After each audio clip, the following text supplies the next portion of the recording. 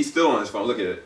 What's going on there, YouTube? This is SEL. I got a tweet about this, y'all. 030. We are here for The Walking Dead, episode 10 of season 6, The Next World. These are spoilers, so if you do not want to be spoiled by this episode, do not watch this. Take this and put it in your watch later because we about to go into some heavy stuff. So, this episode had the ship of the lifetime that I've been waiting for. I've been calling it. I've been saying it.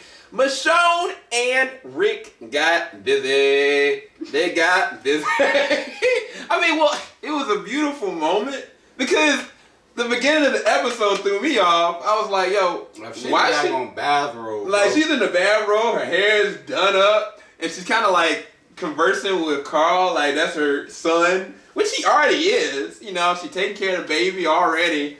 Yeah. And like, you find out in the beginning of the episode, I didn't think about it, that one of the reasons why he went out is to get her some toothpaste. But in the end, though, they get back, and we'll talk about some of the stuff in between, but I had to talk about this first, Joe. These jokers, you know, he gave her some spearmints or whatever. I don't know what they were. So he gave it to her. All of a sudden, their hands kind of interlock. They start smooching on each other. I was like, go, Rick, go! Go, Rick, go! And then they get busy, like they said in The Incredibles. But what's your thoughts on this? Like, well, did you think that this was gonna happen? I know we've been talking about it. I didn't know they was gonna like. I didn't know they was gonna like. You know what I'm saying? Did the dirty. I didn't know they was gonna go that far, but like, I mean, it started out. I mean, to be honest with you, like that was a really cute scene. Like it really was. I was like sitting there. If you look at my reaction, I was blushing the storm, bro. I was like, yo. Cause I was sitting there smiling. I was like, oh, that's so adorable. Like, you know what I'm saying? I mean, you don't see this, Rick. Like, yeah. I didn't think he had this with Lori. Not really. No. Because it was all that situation that was with Shane, so you never really got to see him like be intimate. But I mean, they have a good dynamic as like as a team.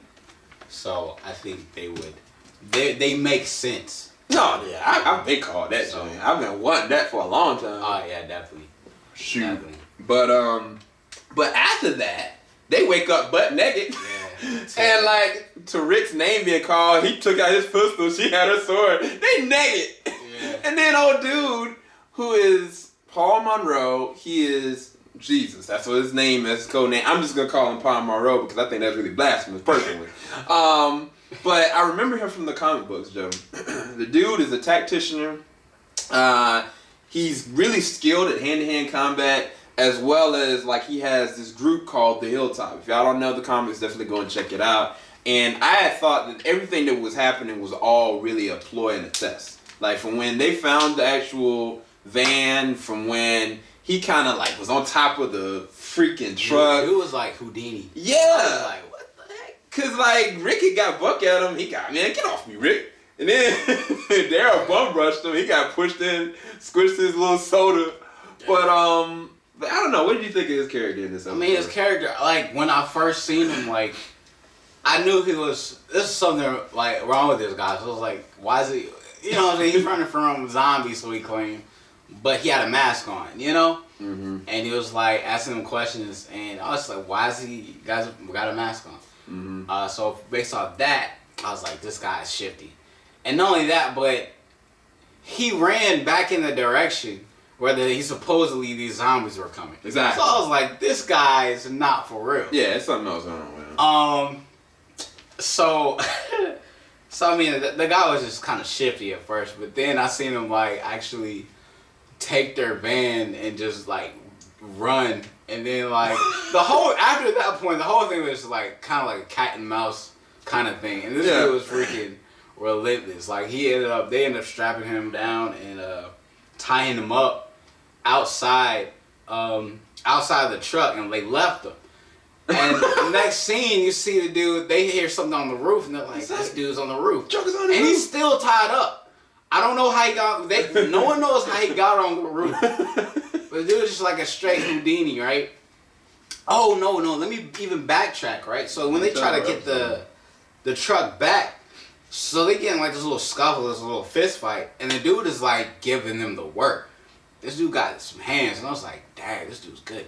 So I mean, he's got some skills. Not only did he show that he could fight, he could pretty much steal anything because he pickpocketed the keys off Rick. I don't even know when he did it. And the dude like miraculously got on top of the truck. And while tied up. And not only that, but he shot a zombie. So he had a gun on him the entire time. Yeah. He had a gun on him the entire time, but never drew it. Only time he drew it was to save Daryl. Well, you got to think about it too, though. He got to jump on Rick. Because, I mean, when they first met him, like, Rick got pushed into the truck. That's how it all started. So, I mean... He could have killed him. I mean, this guy, he's shifty. I don't trust him, but... I mean, at the end of the day, like... I feel like he's a good guy, but... He's an asset, potentially. Yeah, but, I mean, this dude... He's crazy. He's crazy, bro, like, for real.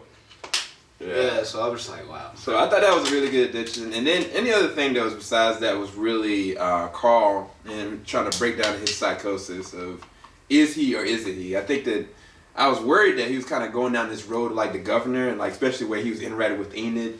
But the biggest reveal is that he was out there tracking, just like Michonne was tracking out with Nicholas, Deanna. Her body had been animated and basically Nicholas, he didn't know if he had it in him to take his mom out. And it was really heartfelt. It was really hard to watch in a lot of different ways.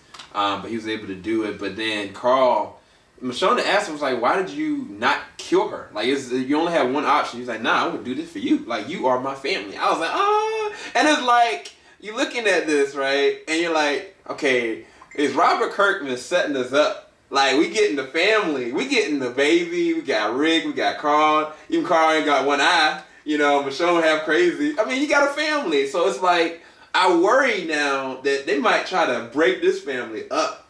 And that's what I'm worried about. Like, real talk. Because I'm like, dude, they the powerhouse family. Shoot, pretty soon, Judith's going to be wielding knives and stuff. I know, right? But all in all, Joe, you said you gave it a 9 out of 10? Yeah, I gave it a 9. Yeah, I gave it an 8 out of 10 but just because the hype on the last episode was so crazy. But hopefully y'all enjoyed our spoiler-filled review. Man, we can stop talking about Michonne. Anyway, hope y'all enjoyed this spoiler-filled review. Keep it locked, JVS. We ain't gonna stop. Talk to y'all soon. Peace. Woo!